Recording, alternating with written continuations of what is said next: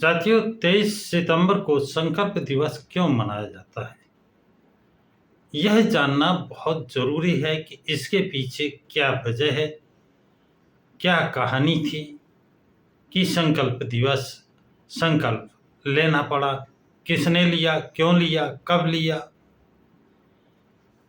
तो साथियों, 1913 में डॉक्टर भीमराव अंबेडकर ने राजा बड़ौदा से छात्रवृत्ति प्राप्त करके जब छात्रवृत्ति प्राप्त की तो उन्हें एक इकरारनामे पर हस्ताक्षर करने पड़े कि विदेश से शिक्षा ग्रहण करने के बाद उनको वापस भारत आने पर 10 वर्ष राजा बड़ौदा के यहाँ पर नौकरी करनी होगी। इस इकरारनामे पर साइन करने के बाद ही उनको छात्रवृत्ति प्राप्त हुई।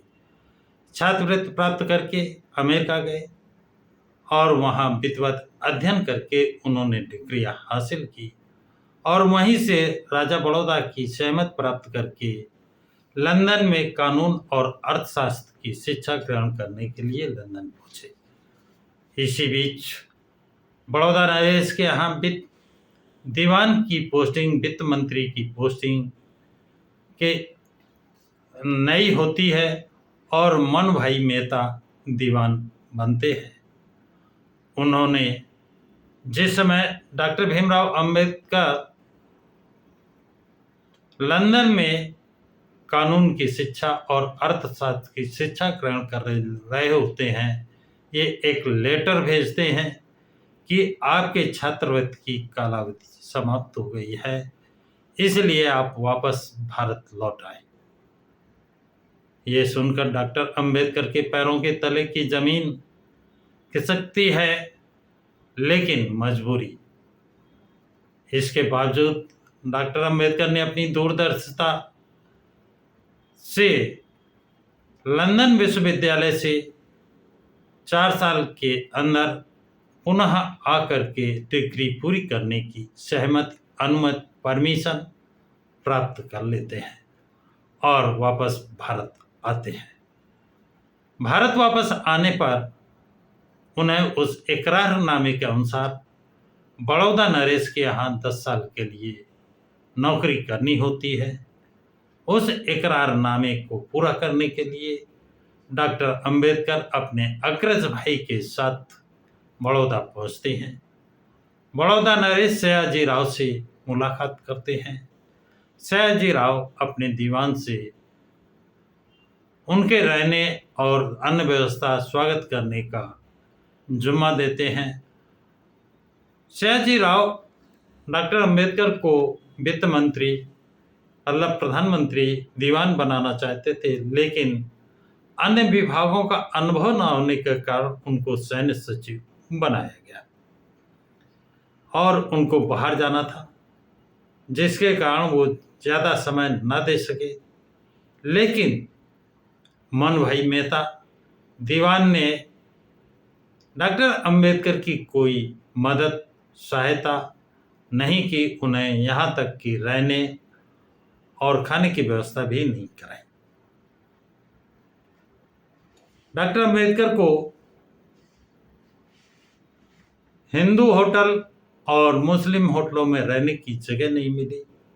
उसकी वजह बताई गई कि बड़ौदा में प्रचार प्रसार हो गया था कि बम्बई का एक महार सचिवालय में नौकरी करने आएगा जो अस्पृश्य समाज का होगा, महार होगा, जिसके कारण कोई उनको आवास देने को तैयार नहीं था।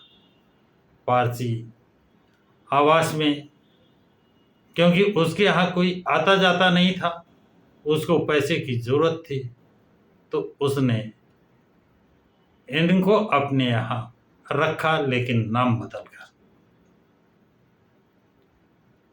इधर सैन्य सचिव के पद पर पोस्टिंग होने के बाद इनके उच्च अधिकारी और छोटे कर्मचारियों का व्यवहार सामान्य नहीं था।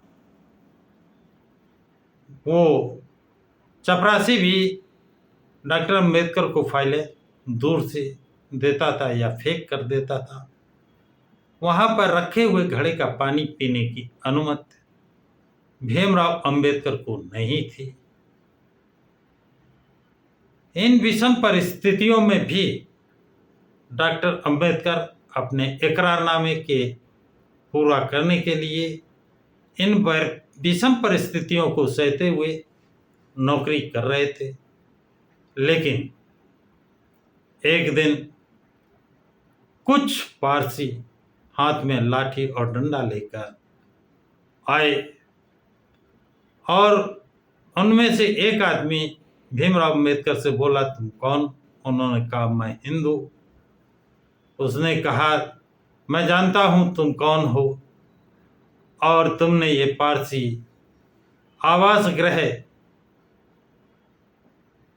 प्रदूषित कर दिया है और इसे जल्द ही अभी खाली कर दो। भीमराव अंबेडकर ने उससे एक दिन का समय मांगा। उसने कहा नहीं। तब 8 घंटे का समय दिया। 8 घंटा समय मिलने के बाद भीमराव अंबेडकर ने सयाजी राव से अपनी पीड़ा जाकर बताई और उन्होंने मन भाई मेहता, दीवान जो प्रधानमंत्री उनका था, उससे उनकी सहायता करने के लिए कहा, क्योंकि मैसूर जाने के लिए वो जल्दबाजी में थे। लेकिन मन भाई मेहता ने कोई मदद नहीं की और भीमराव अंबेडकर को पारसी हॉस्टल आवास खाली करना पड़ा और एक पेड़ की नीचे, जहां नीचे धरती ऊपर आसमान,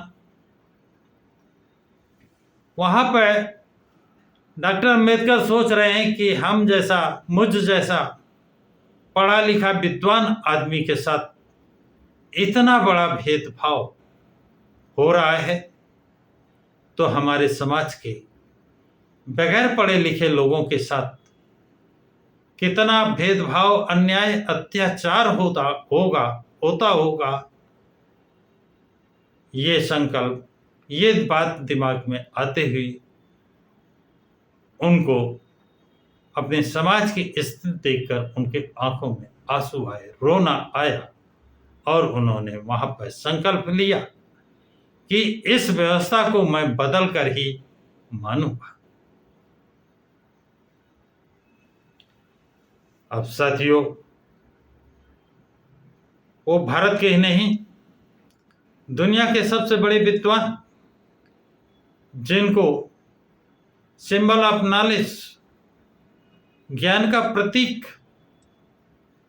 की उपाधि से नवाजा गया है, जिन्हें बोधिसत्व की उपाधि से नवाजा गया है, ऐसे महान विद्वान के साथ सिर्फ भारत में जातीय श्रेष्ठता, जन्म जातीय श्रेष्ठता, चाहे वो बड़ा ही मूर्ख क्यों न हो, लेकिन जन्म से श्रेष्ठ है तो वो कर्म में भी श्रेष्ठ माना जाता है। जबकि अस्पृश्य वर्ग का कितना भी बड़ा विद्वान, विश्व का सबसे बड़ा विद्वान भीमराव अंबेडकर, डॉक्टर भीमराव अंबेडकर को उन अपमान का सहना पड़ा। तो वो संकल्प जो उन्होंने 23 सितंबर 1917 को लिया था व्यवस्था परिवर्तन का, उसी उपलक्ष्य में ये प्रतिवर्ष संकल्प दिवस भारतवासी, मूल निवासी बहुजन समाज मनाता है। लेकिन मेरे कुछ सवाल हैं। वो सवाल हैं, क्या संकल्प दिवस मनाने वाले लोग, उन्होंने संकल्प लिया कि बाबा साहब की 22 प्रतिज्ञाओं का पालन करेंगे? उत्तर मिलता है, किसी ने नहीं। क्या संकल्प दिवस मनाने वालों ने ये संकल्प लिया कि वो अपनी आय का 20वां अंश समाज के लिए खर्च करेंगे। इसका भी अगला सवाल पैदा होता है कि संकल्प दिवस मनाने वाले क्या संकल्प लिया कि वो लोगों को शिक्षित करेंगे? संकल्प मनाने वालों से सवाल है, क्या उन्होंने संकल्प लिया है क्या समाज को आंदोलित करेंगे? संकल्प मनाने वालों लोगों से सवाल है, क्या उन्होंने संकल्प लिया है कि लोगों को संगठित करेंगे, संघ बनाएंगे? क्या तो जब संकल्प किस बात का संकल्प दिवस मना रहे हैं जब उन्होंने कोई संकल्प नहीं लिया है? तो साथियों, सच्चा संकल्प दिवस मनाने का मतलब है बाबा साहब डॉक्टर भीमराव अंबेडकर के दिखाए गए रास्ते, बताए गए रास्ते पर चलना और इस अस्पृश्य समाज को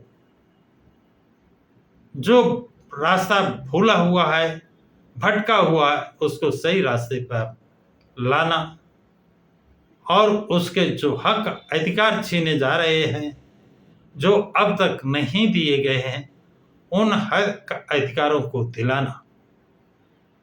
क्या इसका संकल्प किसी ने लिया है? मुझे नहीं लगता है किसी ने ये संकल्प लिया हो, किसी ने ये शपथ ली हो बाबा साहब डॉक्टर भीमराव की अंबेडकर की तरह कि मैं इस व्यवस्था को परिवर्तित करने का संकल्प लेता हूं। इस तरह मेरे समझ से, मेरी जानकारी में किसी ने संकल्प नहीं लिया है। सिर्फ संकल्प दिवस के नाम पर चंदा वसूली जरूर की गई है। तो साथियों, ऐसे लोगों से सावधान रहें जो संकल्प दिवस के नाम पर, बाबा साहब के नाम पर चंदा वसूली किए, लेकिन बाबा साहब का क्या मकसद था, क्या उनका संकल्प था, क्यों उन्होंने ऐसा संकल्प लिया? वो संकल्प सभी को दिलाना चाहिए था, सभी को लेना चाहिए था। तो साथियों, ये जानकारी आप लोगों को कैसी लगी? कमेंट बॉक्स में कमेंट जरूर लिखें तथा इस वीडियो को लाइक और शेयर करें। प्रकाश की राह चैनल को सब्सक्राइब करें। सभी साथियों को जय भीम, जय भारत, जय संविधान।